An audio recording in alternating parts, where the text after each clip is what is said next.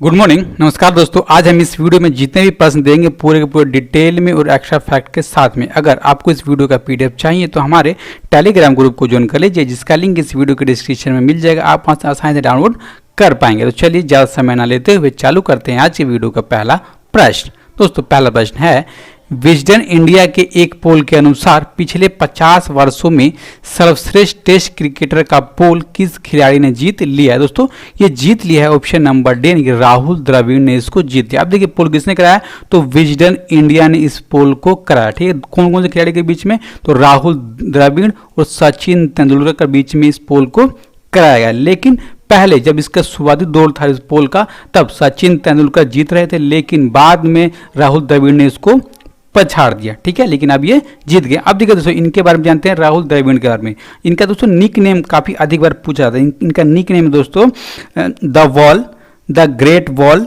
Jamie, mister dependable. क्या, the wall, the great wall, Jammy, mister dependable, इनका दोस्तों nick name है और निक नेम काफी अधिक बार पेपर में पूछा जाता रहा है और विजडन इंडिया के पोल में ये जीत गए हैं अब की बार। ठीक है, 50 वर्षों के सर्वश्रेष्ठ खिलाड़ी के रूप में। देखते हैं अगला प्रश्न,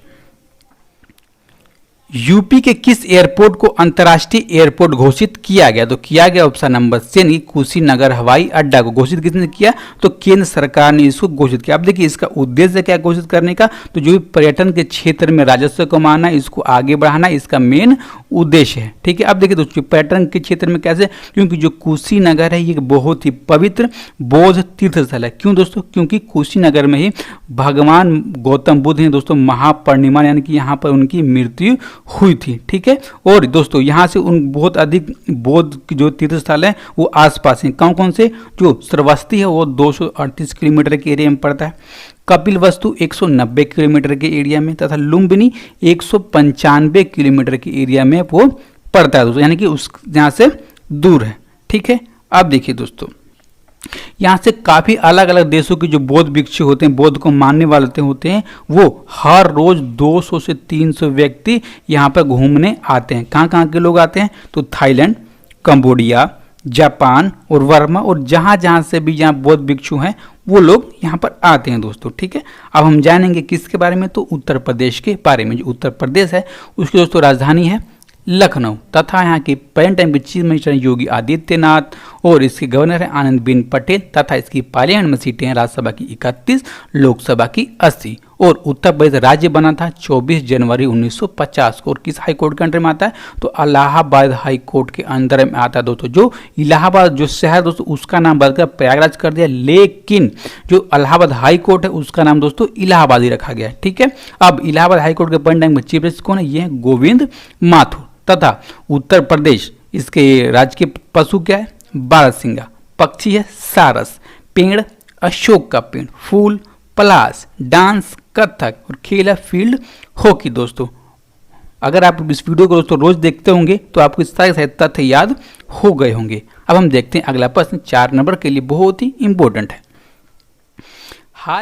हाल ही में किस देश ने भारत के बाहर पहला योग यूनिवर्सिटी खोलने की आधारशिला रखी है, तो रखा गया ऑप्शन नंबर सी, यानी कि अमेरिका में दोस्तों। ठीक है, ये पहला है भारत के बाहर, इसीलिए बहुत ही इंपॉर्टेंट हो जाता है। अब देखिए दोस्तों इसको खोला क्यों गया है, जो भी योग है उसके प्रचार प्रसार को करना और विश्व स्तर पर दोस्तों इसको फैलाना, इसका मेन मकसद है, इसीलिए इसको खोला गया। अब देखिए जो ये योग यूनिवर्सिटी है इसका नाम क्या रखा गया, तो इसका नाम रखा गया है स्वामी विवेकानंद योग विश्वविद्यालय। क्या, स्वामी विवेकानंद योग विश्वविद्यालय इसका नाम रखा गया है। ठीक है दोस्तों, अब देखिए इसके अध्यक्ष कौन बना गए हैं, तो इसके अध्यक्ष बनाए गए हैं भारतीय योग गुरु हैं डॉक्टर HR नागेंद्र। कौन, डॉक्टर HR नागेंद्र को यहाँ का अध्यक्ष बनाया गया। जो HR नागेंद्र दोस्तों वे प्रेजेंट टाइम पर स्वामी विवेकानंद योग अनुसंधान संस्थान, ये दोस्तों अलग है उससे, संस्थान के प्रेजेंट टाइम के कुलधिपति हैं दोस्तों। ओके, अब देखिए यहाँ पर जो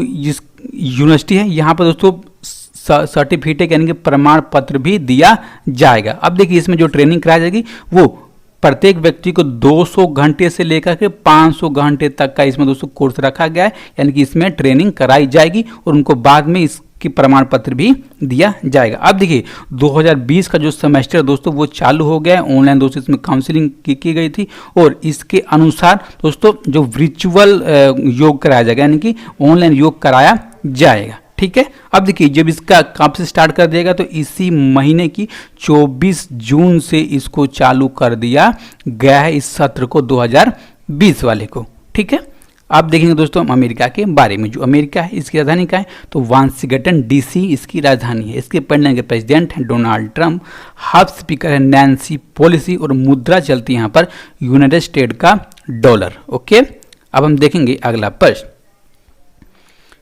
हाल ही में महाराष्ट्र के नए मुख्य सचिव के रूप में किसे नियुक्त किया गया? तो नियुक्त किए गए ऑप्शन नंबर बी यानी कि संजय कुमार। संजय कुमार कौन है दोस्तों?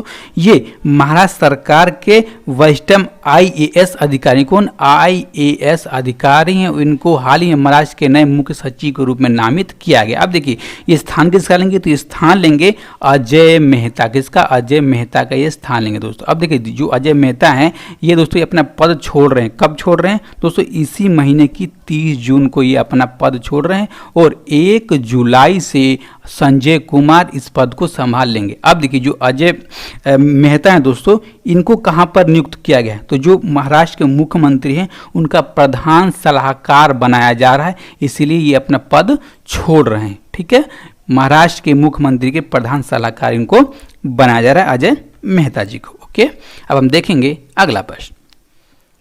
निम्न में से पासपोर्ट सेवा दिवस कब मनाया जाता है? दोस्तों इसको हर साल मनाया जाता है, ऑप्शन नंबर सी यानी कि 24 जून को। अब देखिए जो भारत में कौन सा पासपोर्ट अधिनियम लागू है तो पासपोर्ट अधिनियम 1967 भारत में लागू है दोस्तों, आपको याद करना होगा। अब देखिए भारत के विदेश मंत्री कौन है? विदेश मंत्री हैं दोस्तों डॉक्टर एस जयशंकर, और उन्होंने ऐसा कहा है दोस्तों कि पिछले 6 सालों के अंदर में जो पासपोर्ट बनवाने में बहुत ज़्यादा सुविधा हुई, यानी कि आसानी से बना लिया जाता है। क्यों बनाया जाता है? क्योंकि काफ़ी सारे डॉक्यूमेंट को हटा दिया गया, यानी कि जो भी डॉक्यूमेंट काफ़ी दिक्कत किया करते थे उनको दोस्तों हटा दिया गया और नॉर्मल डॉक्यूमेंट ला दिए गए, इससे बनाने में बहुत आसानी हो गई। और सबसे इंपॉर्टेंट इसको दोस्तों ऑनलाइन कर दिया गया। अगर अपना डॉक्यूमेंट वेरिफिकेशन कराना हो तो वहाँ पर टाइमिंग लिया जाता है और उस टाइमिंग के अंदर में जाकर अपना डॉक्यूमेंट का वेरिफिकेशन किया जाता है और बहुत आसानी से इसको बना दिया जाता है दोस्तों।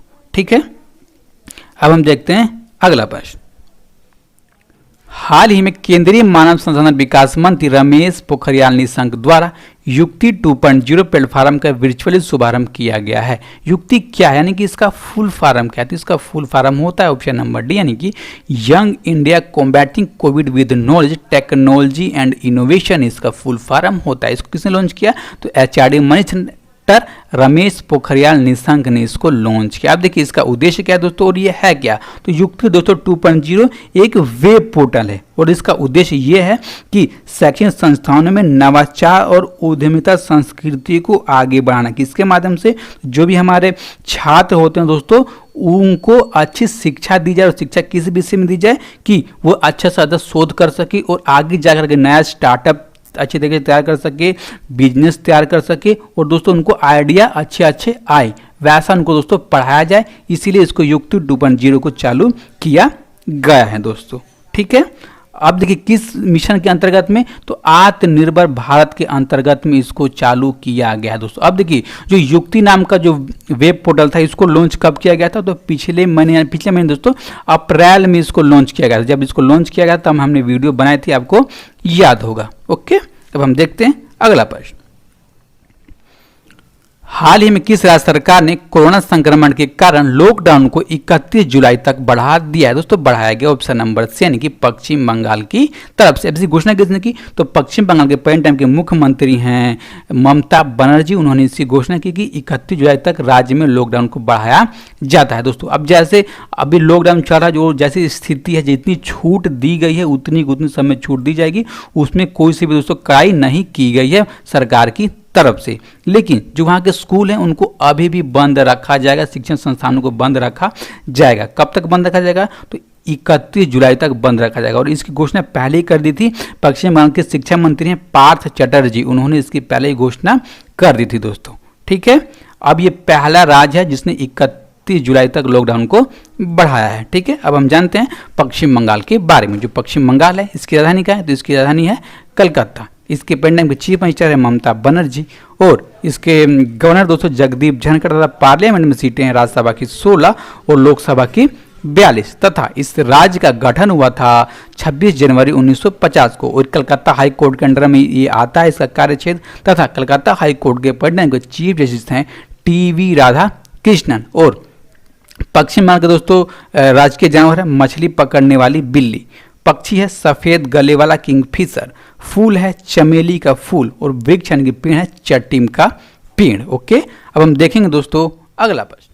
केंद्रीय खाद्य प्रसंस्करण उद्योग मंत्री हरसिमरत कौर बादल द्वारा एक्सक्लूसिव इन्वेस्टमेंट फोरम के खाद्य प्रसंस्करण संस्करण को लॉन्च किया गया है। इस मंच को किसके द्वारा डिजाइन किया गया? दोस्तों इसको डिजाइन किया गया ऑप्शन नंबर बी यानी कि इन्वेस्ट इंडिया के द्वारा इसको डिजाइन किया गया। अब देखिए ये है क्या दोस्तों, एक ये फोरम है जिसमें चर्चा की जाएगी किसके ऊपर में, जो भारत की जो डिश है उसको विश्व लेवल तक पहुंचाने के लिए और आत्मनिर्भर भारत के अंतर्गत में इसमें फायदा करने के लिए इस पर चर्चा की जाएगी। किस बीच में? तो दोस्तों केंद्र सरकार और 6 राज्य सरकार के बीच में और विदेशी जो भी अग्रणी कंपनियां हैं और देशी जितनी भी कंपनियां हैं उनके बीच में चर्चा की जाएगी कि कैसे भारत के डिश को आगे बढ़ाया जाए वर्ल्ड लेवल पर। अब देखिए दोस्तों इस चर्चा में, इस फोरम के चर्चा में 18 देशों की लगभग 180 से अधिक कंपनियों ने इसमें भाग लिया, इस चर्चा में भाग लिया। अब देखिए दोस्तों जो हरसिमरत कौर बादल है उनके अनुसार